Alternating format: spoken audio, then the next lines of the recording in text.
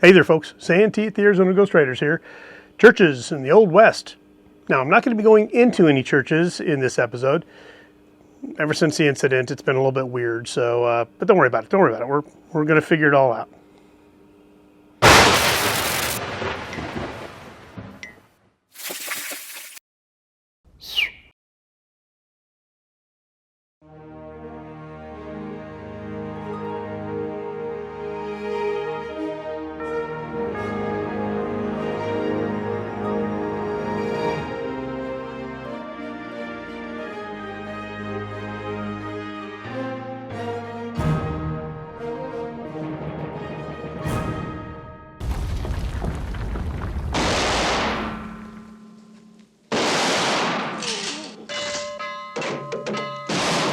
We have discussed religion in the era of westward expansion, and I know I owe you all addressing the part video on the preacher. However, we haven't really gone into detail about one of the most common buildings you would find in a frontier town, a church. I realize religion can be a controversial subject, but I gotta do it. You might say it's my mission. This is just stupid. Okay, well, that is a good start. When we talk of the West, we have to mention the Spanish colonials and missionaries who went to work bringing Catholicism to the wild frontier. Up and down the California coast and many parts of the Southwest, we see dozens of missions and cathedrals. One of the oldest in Texas, San Fernando Cathedral, dates back to the 1730s. Many missions share in the gorgeous architecture with tall towers and arched fronts. San Juan Capistrano in California is a magnificent one, and every year the swallows return to it. When the swallows come back to Capistrano. Of course, with different cultures comes different beliefs.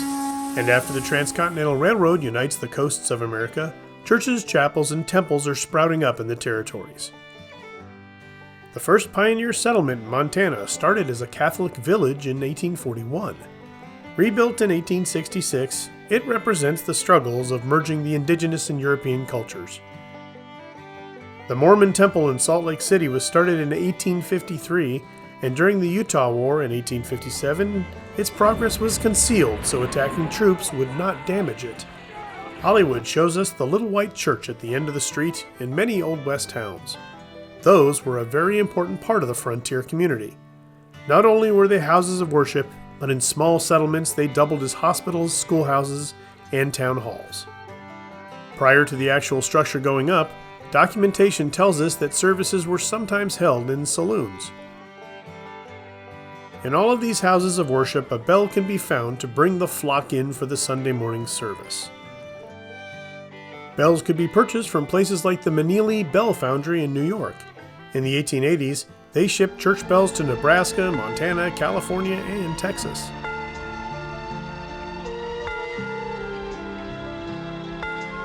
Hymn books were available, like Christian Harmony and the Handel and Hayden Society collection of church music. Our town is turning into shit. What the? Are you seeing this? Be seated. Often we see a graveyard accompanying a church, and this practice dated back centuries. I'm sure it's no surprise to you that most of these historic places of worship are still in use today. Now, I obviously can't show every Old West church in this video, but if there's one you would like folks to know about, feel free to leave a comment.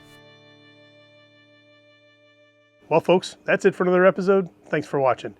This week on Patreon, we're talking about some reproduction Plains Indian arrows. Kind of interesting to see how they do that. If you want to check it out, it's about $3 a month. Head on over to the link down in the description field below. All right. Please like, share, and subscribe, and we'll see you on down the trail.